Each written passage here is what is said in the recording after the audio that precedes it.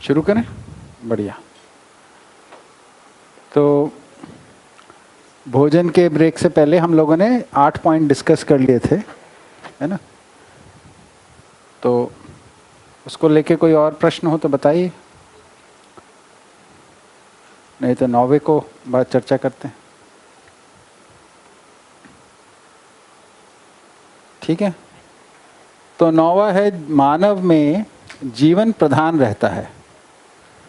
तो मानव में जीवन प्रधान है, इसलिए शरीर का सम विषम मध्यस्थ गुण गौण हो जाता है।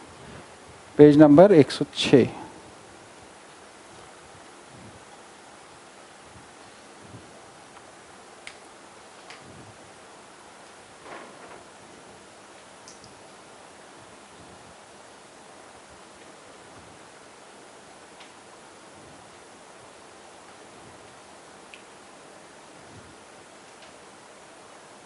एक 106 पे कहाँ है ये? 5th line. इसलिए शरीर का, हाँ ठीक है, जीवन में भी गुण सम विषम मध्यस्थ प्रभावित रहता ही है। मानव में जीवन प्रधान रहता है, इसलिए शरीर का सम विषम मध्यस्थ गुण गौण हो जाता है ना? जीवों में स्वभाव धर्म संयुक्त रूप में होता है। ठीक।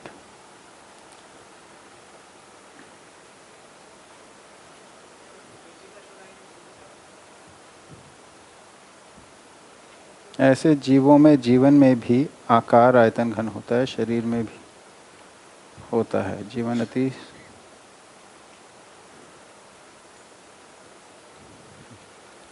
ठीक है ना? इसमें किसका प्रश्न है ये? आपका ही। ठीक है, इसमें क्या जानना चाहती हैं दीदी? भैया एग्जाम्पल अगर सही कोट कर पा रही हूँ तो क्या ये ऐसा है कि फॉर एन एग्जाम्पल, जैसे मेरी तबीयत ख़राब है, मुझे बहुत ज़्यादा फीवर है, पर मेरा विल पावर बहुत स्ट्रॉन्ग है, I am able to do whatever I am suppose to do. तो मतलब शरीर का बीमार होना वो शरीर की विषम गति हो गई, पर उसमें जीवन प्रधान है, तो उसकी वजह से वो काम कर पा रहा है। ऐसा? हाँ, ये बढ़िया एग्जाम्पल है। अब तो यहाँ तक भी देखने को आ गया है कि सभी बीमारियों के मूल में जीवन की स्थिति को पहचाना जा रहा है। अब मॉडर्न साइंस भी इस चीज़ को पहचानने लगी है। साइकोसोमैटिक डिजीज़ कहते हैं, है ना? तो आजकल तो बहुत सारी ऐसी रिसर्च आ रही है जिसमें ऐसा मानते हैं कि अगर व्यक्ति किसी कुंठा में है तो उसको कोई ना कोई रोग हो जाएगा। तो जीवन के अंदर अगर स्वस्थता नहीं है तो शरीर में रोग होना, इसको भी कनेक्शन को देख रहे हैं। तो जीवन के विषम का प्रभाव शरीर पे आ रहा है, ऐसे ही जीवन के मध्यस्थता और सम का प्रभाव भी शरीर पे आएगा।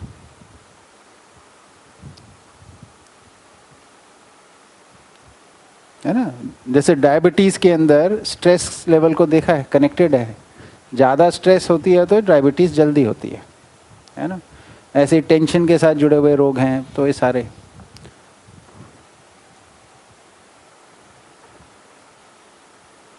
ठीक, तो जीवन प्रधान है, ये तो हम बात कर ही चुके हैं पहले, है ना? ये तो स्पष्ट ही है।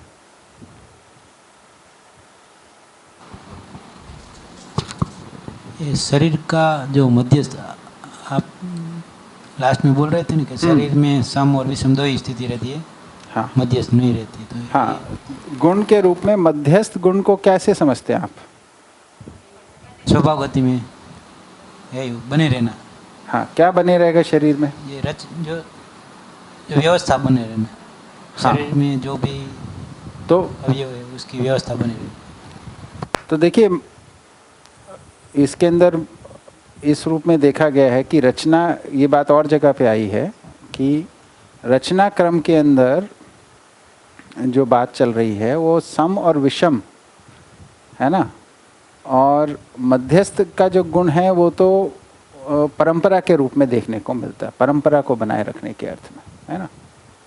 तो शरीर परंपरा के अर्थ में मध्यस्थ है।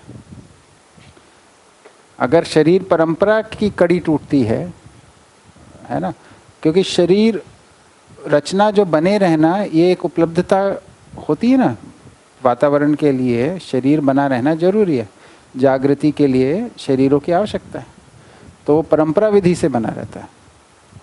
तो मध्यस्थता की बात उधर है, बट छोटे में भी कुछ बहुत जगह बोल देते हैं। खैर, अगर मध्यस्थ लिखा है ये कोई गलत नहीं है, है ना, इसको ऐसे ही जो लिखा है उसी को स्वीकार लेते हैं अभी, ठीक है। क्योंकि मध्यस्थ गुण की परिभाषाओं में जब जाएंगे आप तो थोड़ा सा एक मुद्दा आता है इसमें, लेकिन वो अभी नहीं है तो इसको छोड़ देते हैं, अभी इसको ऐसे ही स्वीकार के चलते हैं, ठीक।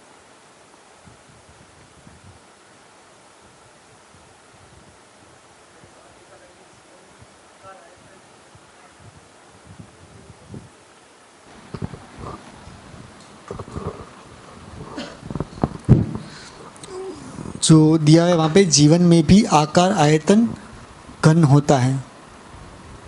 बिल्कुल। तो जीवन क्या है? गठनपूर्ण परमाणु इकाई है, हर इकाई का आकार आयतन घन होगा ही। वहाँ पे डाउट ये था कि वैसे वो भार मुक्त हैं, हाँ, तो भार मुक्त है फिर भी उसमें घन तो है ही, मतलब भार का आकार से आयतन से और घन से क्या मतलब है? घन से हम मतलब नॉर्मल जो साइंस में हम डेफिनेशन डेंसिटी की अगर पढ़ते हैं तो उसमें वो मास अपॉन वॉल्यूम जो आता है। हाँ, तो भार किसको कहते हैं? कि वेट को। तो वेट की बात तो नहीं है, ठीक है ना।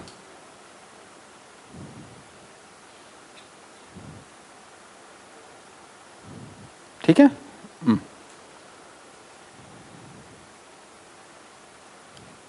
बताइए, जैसे वो जो अंतरिक्ष यात्री होते हैं उनका भी आकार आयतन घन होता है, वेट नहीं होता है। जी, माइक।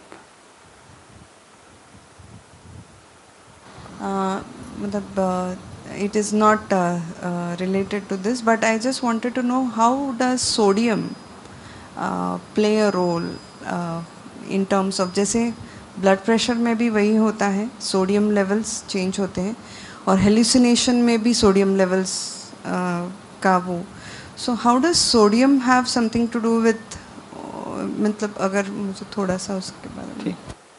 तो देखिए दीदी, ये तो अब बहुत पुरानी बात हो गई कि जब एलिमेंट्स के बेसिस पे शरीर को समझते थे, ठीक है। ब्लड, अब जो बॉडी है उसके अंदर सॉल्ट्स, केमिकल्स, है ना, वो भी ऑर्गेनिक केमिकल्स की जो वो है फंक्शनिंग है, उसको लेके ज़्यादा समझा जाता है ना। तो अब एलिमेंट्स केवल वो नहीं है, लेकिन उसमें एक ये बहुत ही मतलब क्रूड एग्जाम्पल है कि एलिमेंट के बेसिस पे हम उसको समझें। एक्चुअली बैलेंसेस जो हैं वो शरीर की व्यवस्था के अर्थ में है ना। तो सोडियम सॉल्ट्स की बात हो सकती है, मे बी हम बोल सकते हैं। तो असल में तो इसको, मैं तो इतना शरीर ज्ञान को जानता नहीं हूँ, तो इतना ही बोलूँगा कि जो शरीर की व्यवस्था के लिए जो तत्व जितनी मात्रा में चाहिए उससे कम अधिक होने पे शरीर में अव्यवस्था होती है ना। तो सोडियम के भी जो सॉल्ट्स हैं उसके साथ भी ऐसा मुद्दा है ना। कोई भी सॉल्ट की कमी ज़्यादा होगी तो उससे समस्या आएगी। जैसे सोडियम के साथ पोटेशियम भी जुड़ा है, जैसे ब्लड प्रेशर वगैरह में है ना, तो वो सारे के सारों से ब्लड प्रेशर बढ़ जाता है। तो सबको भी तो फ्रूट्स खाने के लिए मना कर देते हैं कई बार डॉक्टर्स, है ना। तो अब उसकी क्या केमिस्ट्री है वो तो कोई बायोकेमिस्ट्री पढ़ने वाले लोग बताएंगे उसको ठीक से, क्या होता है, किस रिएक्शंस में वो बाधा देते हैं। साइंस का अध्ययन है उसका, तो उसको सुनना चाहिए हमें। सोडियम और पोटेशियम जो होते हैं वो एक्शन पोटेंशियल जनरेट करते हैं, और सेल का भी कॉन्ट्रैक्ट होने के लिए एक्शन पोटेंशियल जनरेट होना ज़रूरी है। तो वो ज़्यादा सोडियम की वजह से वो फोर्सफुली कॉन्ट्रैक्ट होता है। अच्छा। तो वो हार्ट का पंपिंग है वो लेवल बढ़ जाता है, और उसकी वजह से ब्लड प्रेशर बढ़ जाती है। ओके ओके, बहुत बढ़िया। लो हो जाती है। तो बेसिकली कुछ इलेक्ट्रोमैग्नेटिक चीज़ घट रही है उधर। ये जो सोडियम पोटेशियम वाले जो एल्कली वो हैं आयंस हैं, उनकी प्रेजेंस में कुछ इम्पैक्ट आ रहा है ज़्यादा उसका।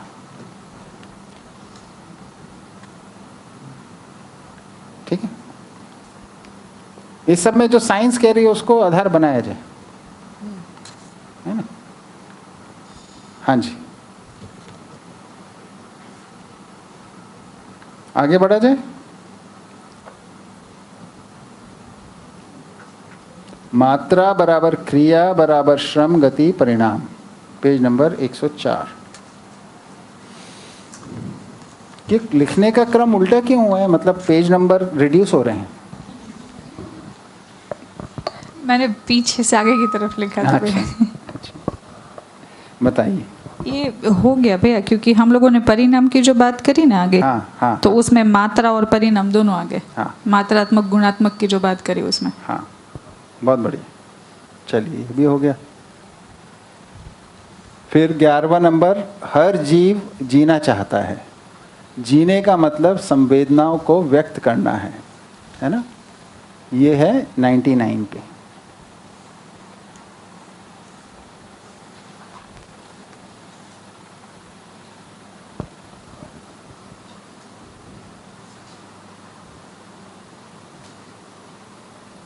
आखिरी 2 लाइन में, जीवावस्था अस्तित्व पुष्टि सहित आशा धर्मी है। हर जीव जीना चाहता है। जीने का मतलब संवेदनाओं को व्यक्त करना है, इससे अधिक कुछ नहीं है। ज्ञानावस्था में मानव अस्तित्व पुष्टि सहित सुख धर्मी भी है। यह भी इसके साथ स्पष्ट किया गया है। समाधान ही सुख का प्रमाण स्वरूप है ना, सर्वतोमुखी। अच्छा, ठीक है। तो संवेदना से क्या समझते हैं आप? इसमें ऐसा एग्जाम्पल ले सकते हैं भैया कि जैसे जीवन है वो to be very fundamental respect पाना चाहता है, उसको मान, ऐसा मतलब एक एग्जाम्पल ले रहे हैं। ये तो मानव में होगा ना। हाँ, मानव में, अल्टीमेटली जीवन में। हाँ, नहीं, मानव जीवन और जीव जीवन। मानव जीवन, हाँ, मानव जीवन, मानव शरीर रचना के साथ जो जीवन है वो मानव जीवन कहला रहा है ना। तो उसमें तो एक बात ठीक है, पर ये तो जीवों के संदर्भ में आई जीने की आशा की बात। संवेदना का मतलब वहाँ पे भी है कुछ, है ना। तो संवेदना का क्या मतलब है? संवेदनाओं को व्यक्त करना ही जीना है, ये बोल रहे हैं। तो क्या है संवेदना का मतलब, क्या समझते हैं? फीलिंग्स। हाँ, तो क्या होती हैं फीलिंग्स, किस प्रकार की फीलिंग्स? उस पर एलैबोरेशन चाहिए भैया, मुझे वो थोड़ा इम्पोर्टेंट पर कंफ्यूजिंग लग रहा है स्टेटमेंट। हाँ, ठीक है, ठीक है। तो ये मुद्दा जो है बेसिकली इसी बात का है कि अपने, पहली चीज़ होती है अपने अस्तित्व को प्रकट करना चाहता है, अपने होने को, है ना। फिर अपनी शरीर को बनाए रखने के अर्थ में उसमें बहुत सारा क्रियाकलाप है ना। वो प्राकृतिक विधि से हो जाता है, लेकिन उसी के माध्यम से वो सारी अपनी इच्छाओं को व्यक्त करता है।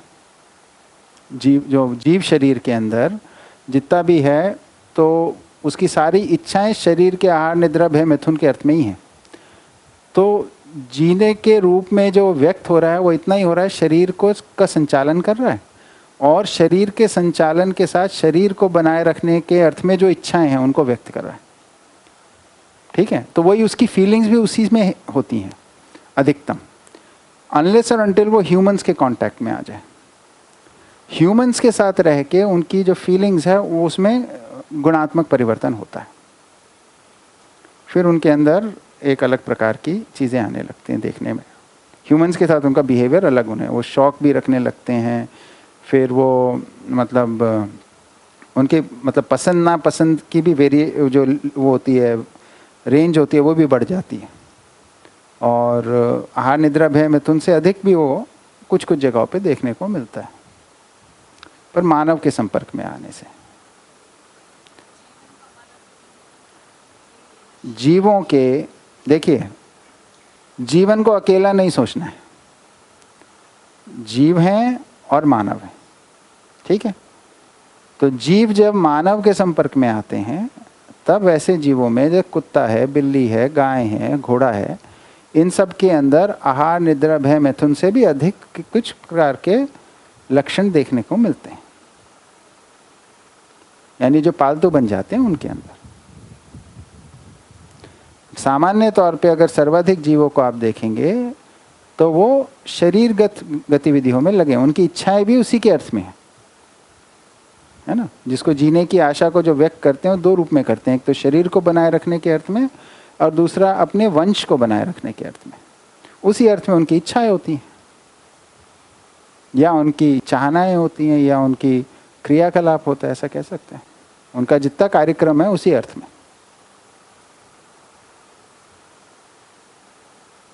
ये स्टेटमेंट मुझे बड़ा लग रहा है, जीने का मतलब संवेदनाओं को व्यक्त करना है। हाँ, तो अभी तो पहले तो ये समझ लें कि व्यक्त क्या, वो क्रियाकलाप क्या कर रहा है। तो जो क्रियाकलाप कर रहा है वो क्या कर रहा है, शरीर के अर्थ में कर रहा है, उसके आचरण के अर्थ में कर रहा है। जो जैसे शेर का बच्चा शेर की तरह आचरण करेगा, है ना, गाय का बच्चा गाय की तरह करेगा।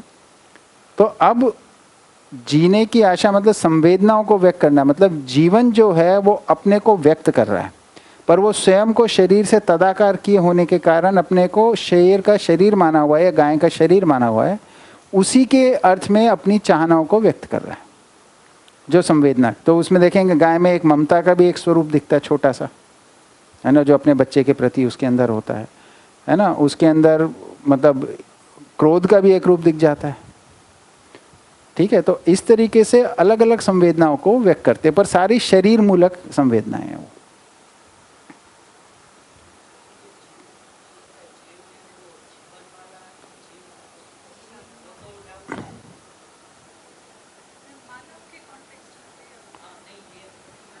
नहीं नहीं नहीं, देखिए इसमें ये आपको बताना पड़ेगा, क्योंकि इसमें जो लिखा है अगर उससे चलेंगे दीदी, हर जीव जीना चाहता है। यहाँ पे जीव जो बोला है जीवावस्था से है।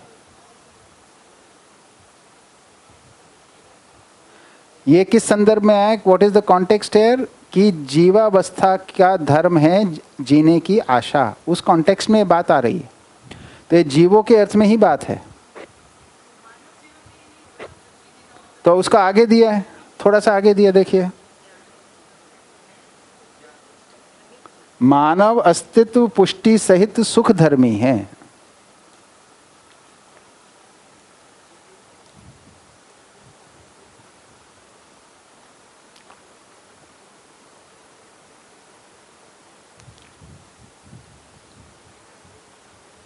ठीक है, हाँ। इसलिए 3-4 बार पैराग्राफ को पढ़ना, जहाँ पे भी शंका हो रही है, हमें स्पष्ट नहीं हो रहा ना, उसको कंटिन्यूटी में पढ़ना बहुत जरूरी है। उससे कॉन्टेक्स्ट पकड़ में आता है, कॉन्टेक्स्ट के अंदर फिर मीनिंग बनता है। कॉन्टेक्स्ट से इंडिपेंडेंट मीनिंग अभी मतलब ऐसी नहीं है ये, जैसे साइंस के अंदर होता है। ये साइंस के अंदर बहुत ऑब्जेक्टिविटी होने की वजह से कॉन्टेक्स्ट के बिना भी चीज़ें बहुत स्पष्ट हो जाती हैं। ये थोड़ा सा इसमें कॉन्टेक्स्ट को ध्यान में रखने की जरूरत है, ठीक है ना। हाँ हाँ, ठीक है। तो आगे बढ़ें फिर, इस पे हो गया ना पूरा। ये मन है स्वस्थता बराबर अनुभव मूलक मानसिकता, इस पे तो बता ही दिया, हो ही गई बात, है ना। मानव चाहता हुआ को प्रमाणित कर पाया, समझा पाया, यही व्यक्त होने का प्रमाण है। हाँ, ये कौन से पेज पे है, 91।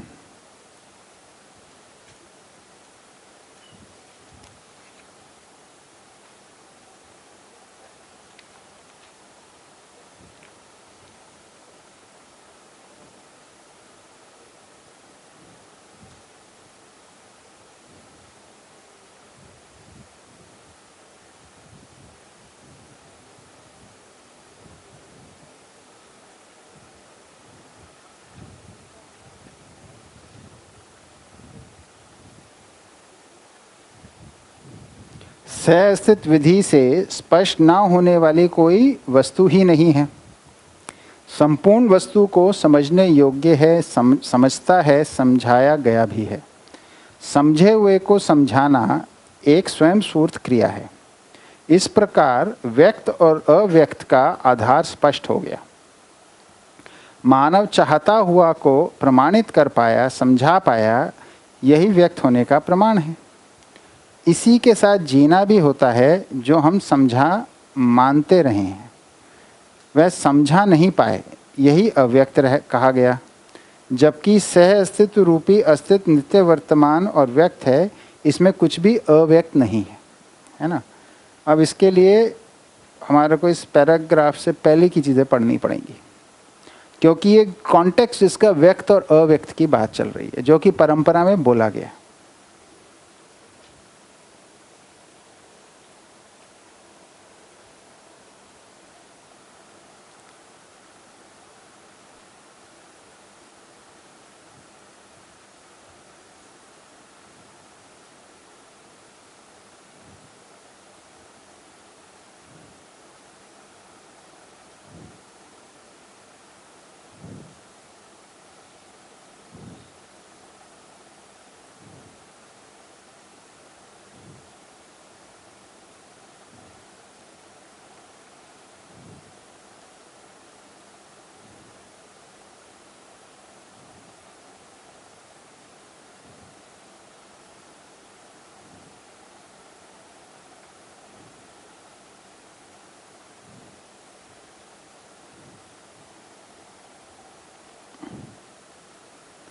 शायद इसमें डायरेक्टली लिखा नहीं हुआ है अभी, पर ये बातें पहले आ चुकी हैं। मानव जो अध्यात्मवादी परंपरा है उसके अंदर ये व्यक्त और अव्यक्त की कुछ बात है ना। तो ईश्वर को अव्यक्त और अनिर्वचनीय बताया है, मतलब जो परम सत्य है व्यक्त नहीं है, माने रहस्य में है, मतलब इट इज नॉट एपरेंट, दिखता नहीं है वो, इट इज नॉट एक्सप्रेस्ड, है ना, तो इट इज हिडन। तो उसके संदर्भ में बहुत सारी बातें आई हैं, है ना। और अनिर्वचनीय, उस पर उसका मतलब है कि वो किसी को पता भी चल जाए इस अव्यक्त सच्चाई का तो उसे बता भी नहीं सकता है, उसके ऐसा है उसको बताया भी नहीं जा सकता है। अनिर्वचनीय का मतलब ये। तो ऐसे करके परम सत्य को क्वालिफाई किया था पहले परंपरा में, अध्यात्मवाद में। इधर क्या बोला है कि अस्तित्व एकदम प्रत्यक्ष है ना, उसमें कोई रहस्य नहीं है, सब बातें सब ठीक से समझी जा सकती हैं। एक संपूर्ण व्यवस्था है जिसको हम स्थूल से लेके सूक्ष्म, सूक्ष्म से कारण, कारण से महाकारण तक सब समझ सकते हैं, है ना? यहाँ पे इस बात को रखा गया। तो इसी क्रम में पहले कहीं पे चाहनाओं के साथ अव्यक्त चाहना, व्यक्त चाहना, इस रूप में कुछ बातें रही हैं, तो वो कॉन्टेक्स्ट है। अगर वो कॉन्टेक्स्ट नहीं है तो उसको छोड़ सकते हैं, पर बेसिकली हमारे अंदर कोई चाहना होती है। जैसे किस चीज़ की चाहना है? सुखी होने की चाहना है, इसको हम निरंतर व्यक्त करते ही रहते हैं, है ना। इस चाहना के अर्थ में ही तो मानव क्रियाशील है। ये स्पष्ट होता है दीदी?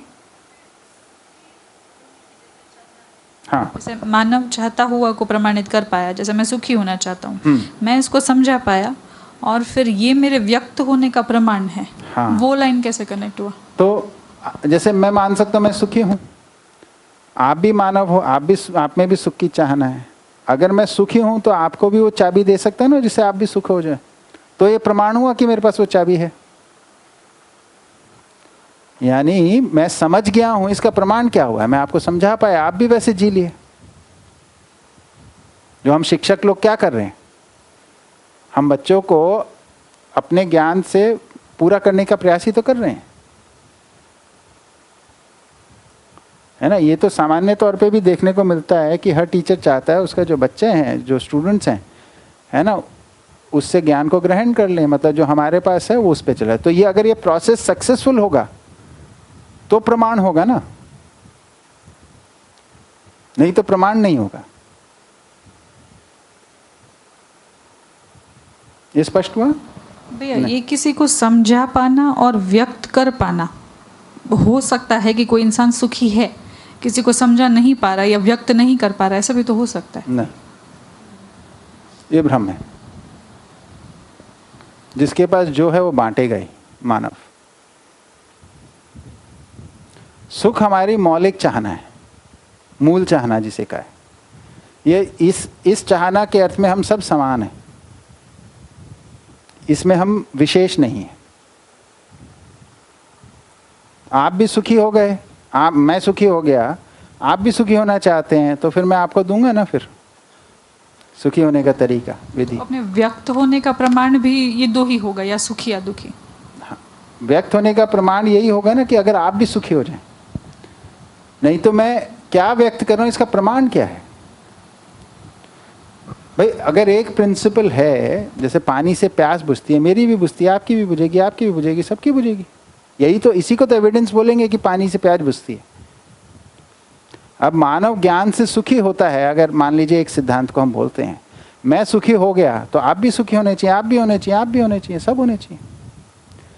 तो ये ज्ञान की या प्रमाण की यूनिवर्सैलिटी के बारे में बात हो रही है। इससे कम में कैसे होगा? इंडिविजुअल बेस नहीं है कुछ भी, सारी समस्या वो इंडिविजुअलिटी की है।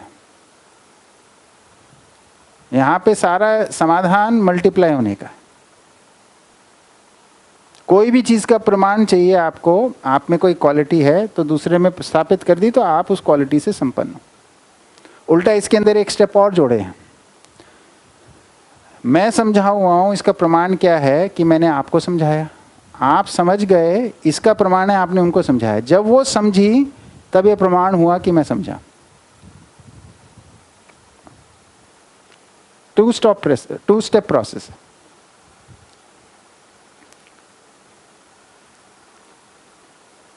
ठीक, आपने अभी जो एग्जांपल लिया ना भैया, वो समझ में आ गया, पर मैं ये स्टेटमेंट के साथ कनेक्ट नहीं हो रही हूँ कि मेरा सुखी होना या दुखी होना ही मेरे व्यक्त होने का प्रमाण है। देखिए, मानव चाहता हुआ को प्रमाणित कर पाया, समझा पाया, है ना।